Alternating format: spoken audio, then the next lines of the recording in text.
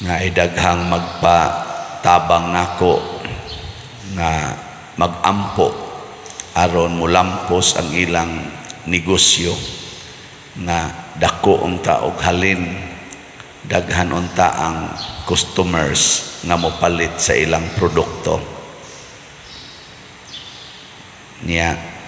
Human mo text dayon, Pader, salamat, daghan kayong halin nako niya palit na mog slot na mamalit sad. Si Jesus na maligya sa siya produkto niya, unsa mang produkto niya ang iyang pulong, matod pa niya, ang magtuman sa akong mga gisulti dili na gyud mamatay. Sa inyong paminaw, kanang klasihas produkto halinon ka na, daghan ka mutuo ana, ha, ilingi ay mong tupad ing na tuo ka na nga kana kunong gisulti niya kung ato lang yung sundon di gid ta mamatay, stilag na ay mamaligyag produkto ana dinhi kani palitan ninyo din agid mo mamatay, mutuo mo dali kay mong patuhoon anay. Labi nag-ingon kani mawagtang ang tanan ninyong kanser, ang panakit sa inyong tuhod mawa, kanang inyong mga hawak na sakit kayo gamit nyo ani tulid nagdritso, kanang imong paggaw Pader kanini imna lang ni wagtang din ang imong paggaw, palit din ta. Inig-ingon nga kana na ang kini makapaputi ni sa inyong naong, kana paputi ni sa naong, kani makapaslim din ninyo, slim dayon, palit dayon ta, halinon kayo no. Pero si Kristo di man produkto, di man katong mainom, ang iya ang magtuman sa akong gisulti, kana murag lisod kay na halinon. Bisan gani ako din sige kong sulti pamalit mog slot aron mo malangit, wah lisura halino noon. Aw na sa Ginoo mo palit pero di kayo daghan, mura bag mo duko lang ba ana. Basta kanang atong isulti mo ituhuan, lisod kayo, kanang na produkto, kanang tagay ko o tanang uban maingon, Pader, asa man nimo i-deliver ang slot kung mapalit ko? Nako, wa man ko i-deliver siya, wa de nay kuan di ay, wa de koy madawat ana, igpalit nako wa oy, grasya sa Ginoo ang imong madawat, di na gyud mo takes og balik iyang unahon na, wa man de te madawat ana de, nako bag na atoy item nga souvenir ba ana, nako dili ay mo palit kag slot pareha ning atong para sa atong ganing pagtukod sa kumbinto, kanang San Vicente Ferrer's Daily Abundant Graces mo na imong mapalit. So palit kag usa ka slot anaday kay Daily Abundant Graces niya, gusto man kag 1 year di palit kag 365 ka slots aron do na kay Daily Abundant Graces. Ug usa ra day ka slot akong paliton, para ra na karon dili ay kana na siya kana ganing tibok adlaw lagi na daily man na daily di nga tibok tuig paliton ginani mo kada adlaw, daghanon sa nimo palit, panalitan mo palit kay ini ka karong buwan na balik 30 gid ka slot imong paliton aron kada adlaw na jud kay Daily Abundant Graces. Dili sa dinana bitaw mga igsoon naay kuan, naay kana ganing tan-awon sa Ginoo ang kasing-kasing imong pagpalit mao na no. So kanisang atong palit para sa atong pista tag 100 man per slot, sunan gana ang imong madawat, God's protection sa sa healing and joy, sunan gana protection, healing and joy niya 100 imong gihatag sa simbahan. Pero jutay kayong mutuo mo ko'y makita god, pero daghan kayong nakasinati, daghang naka-experience mo nang uban nga naka-experience nagbalik-balik og palit. Si Abraham mituo, matod pa diri sa unang pagbasa ako kang himuon nga dakong nasod dili na ka Abram. Ito yung original nga ngaan ba, Abram. Himuon na ti kang Abraham. Kayang meaning ana, mahimo kang amahan sa daghang mga nasod. Mituo si Abraham, wa siya'y nakita. Nyaon sa may timailhan nga mituo, misunod. Muna ang gigamit ni Jesus nga word diri, sultihan ko kamo ang magtuman sa akong gisulti. So dili lang mutuo, kana yung mutuman sa akong gisulti. Kamo, mutuman yun mo, gisultis Ginoo. No, way tingog. Mutuman mo, dili. Hinay kayo in town. Kanang moingon ang Ginoo nga biyai ang imong amahan o inahan og sunod kanako. Tuman mo na. Tuman dili. Ay na pagsigig kwenta. Kung moingon ang Ginoo, biyai ang imong mama o ang imong papa, mutuman mo dili. Nagapanagana na. Muna si Abraham, wagi panagana, kita mo kwenta pa, unya, ugdi na ko, unya, masakiton na ba na, unya, saan na. Ato mang kwentahon, atong analyson ang pulong sa Ginoo, musangko ta nga dili makatuban, hangto na lang hinon mo ingon ta, ay di man sana mo igipasabot gud nga biyaan gyud. Kuan ra man na kana bang kanang di lang ka ma-attach nila, na imo na silang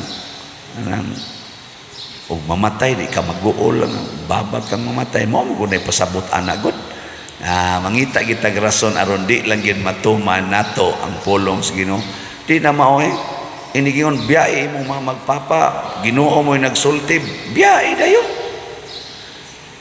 Pagbiya bitan ako sa amo, aron mo sud kog seminaryo, si papa paralyzed, unom na katuig, si mama diabetic, lisod sa glakaw kay hap ng pananaw. Akong maguwang laki paralyzed, ako mo'y nag-atiman nila tanan. Pag meeting na mo, iyon ko, gusto unta kong magpari, pero tungod sa akong kaguol, kay sakit baya mo biya kay ako'y nag-atiman tanan. Nikurog ang akong nganhingabil pag sulti na ko, galibot sila diha, papagahigda. Iyon ko nga, kung anunta, gusto unta kong magpari. Hilom silang tanan. Kaya abi nilag mga sawa na ko. Kaya suod mo sa kay sa kong uyab niya. Kung uyab suod sa kay sa amo. Pag meeting na ko nila, murag ang ilabang huna-huna, kaniwa na, magminyo na siya no. Pag ingon ako, gahuna-huna ta ko nga magpari. Laing akong gibati ba? Si Papa ragi ni sulti og biyaan minimo kinsa na may mupakaon namo nga ikaw may gisaliga namo tanan. Ingon din ako ay lagkaguol pa kay matud pa sa Ginoo siya rin mag-igo. God will provide. Ingon sa mama, ika na may nag-atiman din ang amag musupak ni mao to papa ni question man pagsud na ko Hunyo patay lagi pagka-Agosto awa na God will provide tanas papa gakaon na to dito sa langit pa na to di na sa to hiwi og bakba lisod kaon agas lang diri ubang pagkaon tarong na to wa dito ana biyaan ako biyaan ako sila pero ni provide ba ya. Suod kong seminaryo, akong dalang kwarta, 2,500. Wa ko'y benefactor. Ako sang ingos Ginoo, Lord, og imo jud kong parion, tagay lang kong benefactors. Nag-abot-abot raman sad, daghan man sang kasigig suporta. Hangtod yun nga, napari yun ko. Man mo malipay nga, munta kong ibuhat. Karon noon pamaligyan og slat noon. Pero lisod ko ang pagdesisyon pero ambot ngano to nga isog kay gustanan. Niingon man jud ko, sige, mao na imong gusto. Sinangga nang mobiya ko sa akong trabaho, mo resign ko dito sa Land Bank. Narang-arang na ko dito untag posisyon. Nya ngari ko sa simbahan, lipay sa kay ko kay sinaligan na kay ko sa simbahan sa mga kanibang mga trabaho simbahan ba. Nana nya og minyo sad wa na assured na sad ko nga maayo gitong akong asawahonon. Ana nya og ari sa pamilya di ay daghang obligasyon. Pero mao na og muminaw tas Ginoo og musunod ta niya na ay kaisog ba wa tay kabalaka na aning gitawag og inspiration kana kundo na natay disposisyon kay kana magong inspiration sa Ginoo mag-agad sa disposisyon pasabot kondisyon na ba ang imong mind ug ang imong kasing-kasing kondisyon na ba nga mutuman gyud ko sa pulong sa Ginoo o naay gamayng question mark. Dili ka operate ang pulong sa Ginoo, ang Holy Spirit aron pagdasig nato kun ang atong kasing-kasing ug unahuna naay gamayng question mark. Gilingi ay mong tupad. Ning namutuo ka nga kun mopalit kag slot na agyoy kalipay, ay kana may ing na kuno. Nya labi na gyud ihurot nimong palit ang tanan nimong kwarta ipalit nimong slot na ay daghang moabot mutuo ka na istorya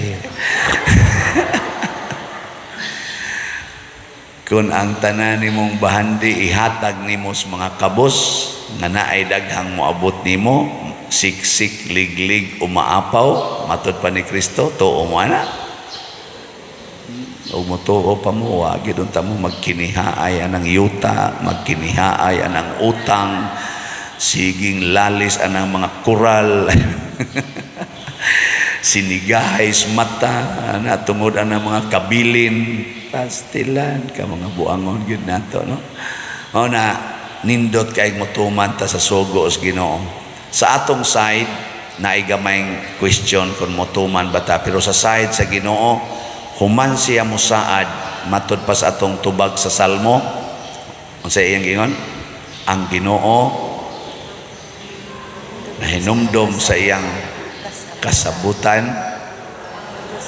tanawa wa na mo kahinumdom ang Ginoo mahinumdom gina sa iyang gisaad di gina niya pakyason mo na moingon bitaw ko ako gining balik-balik og sulti kay haron inyo ning ma-check kung tinuod ba wa pagyud ko kakitag tao nga tinuod nga nagsigig ampo sigig buhat sa sugo sa Ginoo nya nagbinuutan naglikay sa sala nga ang kinabuhi ni bati kana bang nag-anam og kabati ang kinabuhi wa gyud ko kakita ang nisunod pagos Ginoo nga mipili gyud bati nga kinabuhi minindot lang gyapon sama nila ni Mother Teresa San Francisco de Assisi, Saint Vincent de Paul, sila si sana Saint Agustin kanay San Vicente Ferrer, San Isidro Labrador nipili sila sa bati